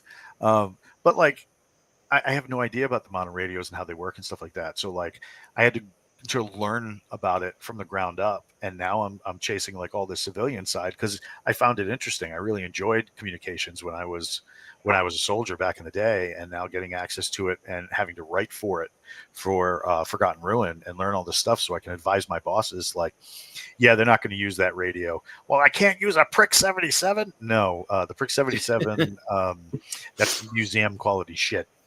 I said, technically that was museum quality shit when I was a boot. Yeah. So, stuff like that is a lot of fun. So Are they all using like the persistent system shit now? So hybridized systems. So like the PRC 163 that they're using now is it's basically like every man can be a network if he has to be. Oh yeah, it's all meshnet stuff. Yep. And and it's funny too because like every time I find an interesting military communications option, I now chase a civilian option as well. So my little brother just put together mesh nodes for us. So And for those who don't know, a mesh network is an integrated network put over a standard band that has crypto capability, right? So it's not going to be as encrypted as like high grade military encryption, or like civilian grade super encryption that you see with all these supercomputers and blah blah blah. But it's enough to where the average hacker isn't gonna bust into it. But you buy this little $15 computer board, an antenna, and a battery, and it comes with a screen. You put it in its own case. It's Bluetooth, links to your phone. There's an app that goes with it, and like I was playing with it when I was out in Washington, and I actually contacted somebody out there that has a mesh node running for the ranch that he has, herding livestock, and because they get no cell signal, to which I was very surprised standing on Daniel's ranch over by that fence. Right, we're sitting there, me, you, and Doc talking. All of a sudden, my phone gets all weird, and I look at my phone, and it's like, "Hey, welcome to T-Mobile Canada." I'm like, "What?" That was weird already, right? So, but like, yeah, there was a mesh network out there that somebody was using to text message coordinates that linked to mapping software and an ATAC unit in their little gators for tracking livestock. And if that's really geek commo speak, look it up because it's a whole thing. You don't want to go down that rabbit hole. But like, so I mean, having that fun where you can actually learn something and apply it to stuff you're doing, I think is really fantastic. And if you need me, if at any point, Pete, you need me to come down with a wheel gun or my lever gun, my kicked up space cowboy lever gun, I'm down. I'll bring that bitch for $150 an hour. Nah, we like Pete. We don't. Pete's got the discount. Yeah, he gets a friends and family discount. Well, I ended up doing And a lot learn of how to belly dance, Pete. It's going to be great. Dwarf belly dancing. He's got to do it from his knees. Yeah, I'm too big for that. Moving on. Stack surprise, right? Moving on. Yeah, I actually had to learn a lot about a lot of OSINT collection and hacking stuff. And I'm not a tech guy, and I know a number of very techie people who will attest to that. But for some of the stuff in the Polish Group books and the American Victorians books, particularly, it's like there's a shit ton of stuff that is you can find open source. Oh yeah, that some of the people that some of us may or may not have worked for in the past would be appalled to realize just how much is just out there that they think is classified and really isn't. Have you guys messed at all with? God bless you. Have you guys ever messed at all with Internet in a Box? The Pocket. Yeah, they're. I'm trying to remember the name of the company now.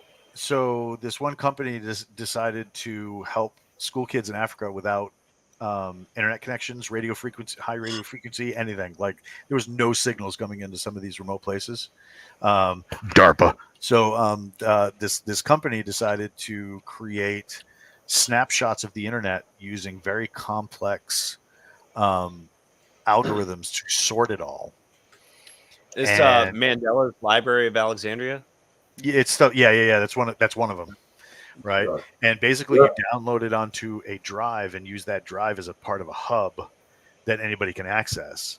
And I have heard that. Yeah. Yeah. There's a Grid Base is the company I was thinking of.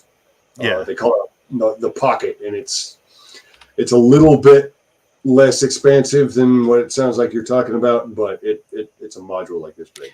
But I mean, the Wi-Fi node and everything else. Yeah, it's essentially like everything downloaded, not connecting to the internet. Hitchhiker's Guide to the Galaxy, sort of.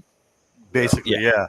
And it was funny too because you were just saying it's amazing that what's out there. So my brother is a computer engineer, and we were talking about this because, like I said, I'm working on these books for Jason and Nick and making sure that they have everything they need. To know, and it leads all to all these crazy rabbit holes, and a lot of this radio stuff ends up in like Prepper Central, and love them or hate them, they're innovative, right? So I start digging into Internet in a Box, and he calls me up one day, and he's like, dude, have you seen the code for this? I'm like, yeah, like I have time to read, whatever lines of code. He's like, dude, this thing is genius. He's like, normally you get stuff that's released to the public, open source like this, and it's garbage that needs to be sifted, sorted, and kind of like retacked so that it works properly. He's like, the code for this is, he's like, it's elegant. And I'm like, DARPA, you know, and he's like, seriously, I've never seen anything this end stage open source before. So it was really wild just to, you know, to hear his assessment on that.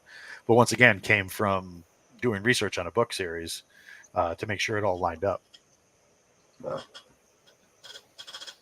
Or even just some of the OSINT geolocation stuff that I used it in Grey War. It's like, well, by measuring the angle and the distance to that hill outside of the window in this hostage video, that house right there, let's go. And that was another thing that came out of the Galaxy's Edge meetup. We were all standing there out with that one gentleman, Mr. Williamson, and we were talking about GT scores and, you know, what it takes to be a GT score at this particular MOS and blah blah blah. And you know, Blaine was there and he was asking those questions, and we were like, look, I said, you know, I worked with some JSOC guys back in the day. You know, Pete was a reconnaissance guy. I said, they don't let you walk in that door unless your GT score is minimum this. All right. And they're looking at us like, really? I mean, you guys just walk around with a set of binoculars like, yep, there it is. And it's like, no, bro. I said, even back in the 90s when I was doing it, I mean, we had classes on, what do you call it? They were just developing like tough book laptops and stuff like that. And we had to get classes on that. We had to get classes. My kingdom for a pen and paper. Right. Holy shit. The tough books. The DSLRs, right? And using programs to do gate analysis. And they're like, oh, what's that? Blah, blah, blah. And it's like, dude, you have no idea. Like some of these career fields that you would think, oh, me smash through door and shoot lots big bullets. It's great.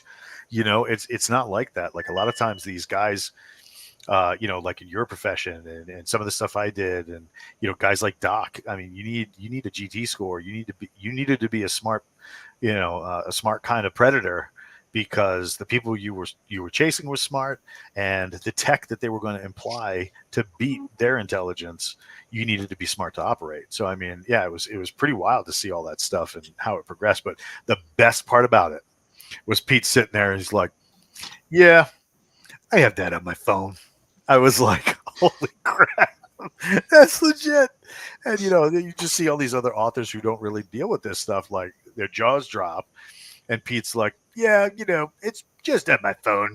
He slides it back in his pocket. He goes, hangs out with his wife for a minute. And everybody's just standing there going, did that just happen?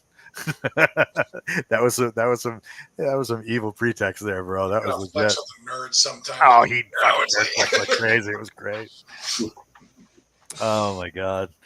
Pavlo says, damn, does anybody remember that joint tactical radio system that the Army dropped all that big money on a decade and all that funding? Poof. Yep, you're not wrong. You're not wrong. It went the way of the dodo. Wasn't like part of the Land Warrior shit that the Landmate system? Probably. Yeah. Yeah, that stuff was garbage. We got Blue Force trackers out of it, but whatever. Yeah, I mean, that's the only thing that happened. And now you got all the ATAC systems. You know, everybody's wearing a freaking smartphone on the top of their armor, and it's like, it's like, all right, yeah, whatever. I mean, if you need it, but you know, my kingdom for a piece of pencil, for a piece of paper and a pen. You know, I mean, because half the time I don't need all that jazz. I need a compass, and I need you know, at least a 4-power scope, and just let us do what we need to do. So the ATACs, they're great when everything is optimized for the theater that you're in. Because half the time it's like, oh, my shit lost connection, or like I just got it back, but oh damn it, we're on this. The guys we need to contact. I've got some stories about ATAC. Probably not for public consumption, but hell, what a cluster. Yeah. It's like any piece of technology that you give to somebody in uniform or fucking who they're gonna break in that field. You're either going to break it or it was set up fucking wrong, or like it's just whatever can go wrong will go wrong. It's fucking Murphy at work. Like, so just Learn how to use a compass or like a normal person. whoever was behind the program in the first place, getting all the funding, decided to cut some corners here, and the end result is practically unusable. Yeah. Yep. For a number of reasons. And because it's not open source, it doesn't get patched in like a fucking day. If it were like a commercial piece of software.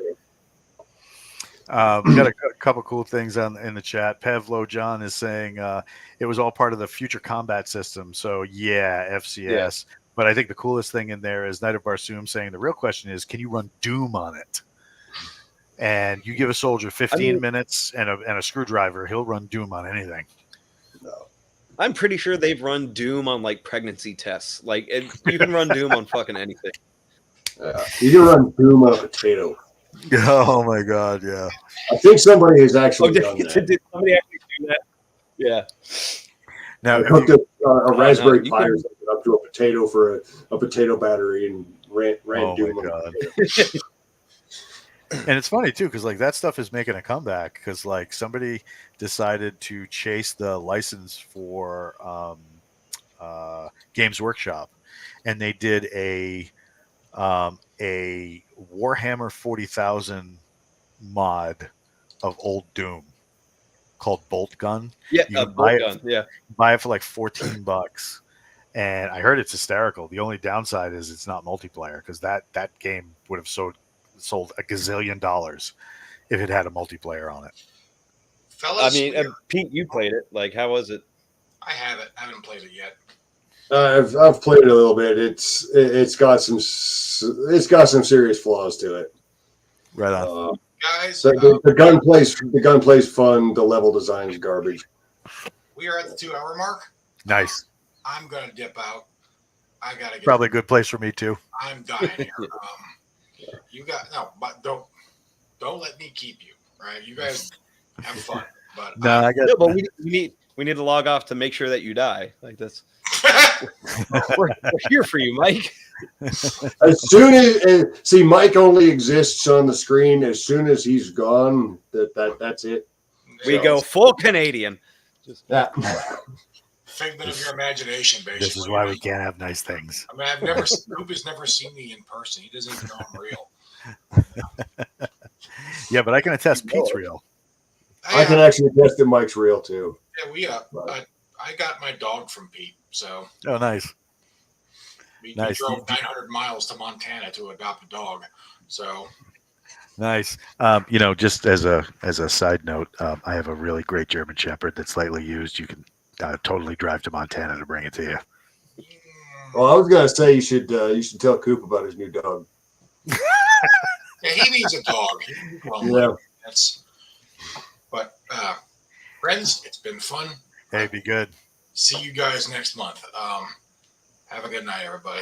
Cheers. Yeah, thank you, sir. Brother. Well, unless you're going to be taking the dog, I could jump here as well. But thank you so much for having me on. I appreciate it. Yeah, thanks for coming out. Absolutely. What have you got to push? Hopefully I wasn't too boring. No, it's how we got 2 hours out of it without even noticing. Right on. Yeah. Right on. What do you got coming up you want to push to people, Walt? Well, some of the stuff I got working, I really can't talk about just yet. But I can talk about my boss's books. So if you got some ear time that you'd like to devote, both of Nick's Strange Company books are on sale until the end of the month. So if you don't have Audible and would like to get in on a good sale, the books are only $7 a piece right now, which is a really great price for an audiobook, especially the first one, which is like 16 hours. Yeah. So really, really great price for those books. Jason just dropped a book as well, Void Drifter 2, I believe, him and Jay and Chaney. And then, of course, we got a lot of great stuff coming up. We got. I love how it sounds. It just sounds like an 80s sci-fi movie, doesn't it? What's Boy that? Drifter 2, like you just Right, Electric the Boogaloo. title of the book, yeah. You know, but like Blaine's It sounds like you'd be like going through the Blockbuster or some shit and just be like, and there it is. Mom said we could get at least 3 movies for the night, guys. What do you want?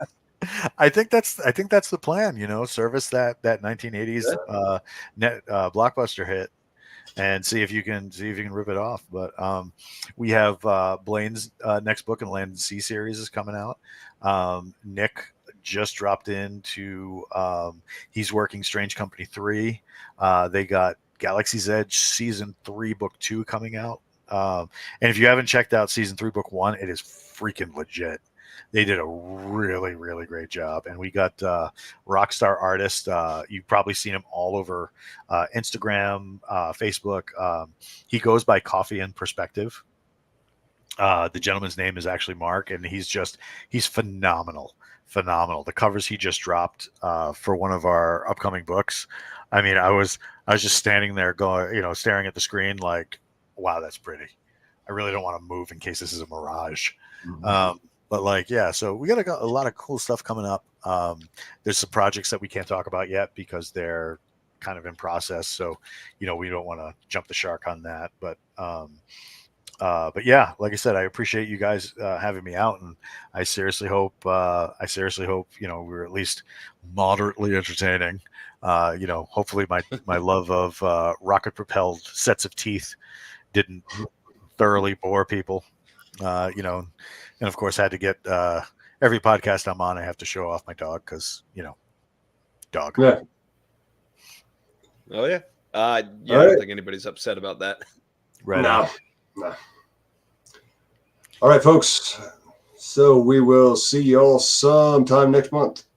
Ooh, You're out. get out.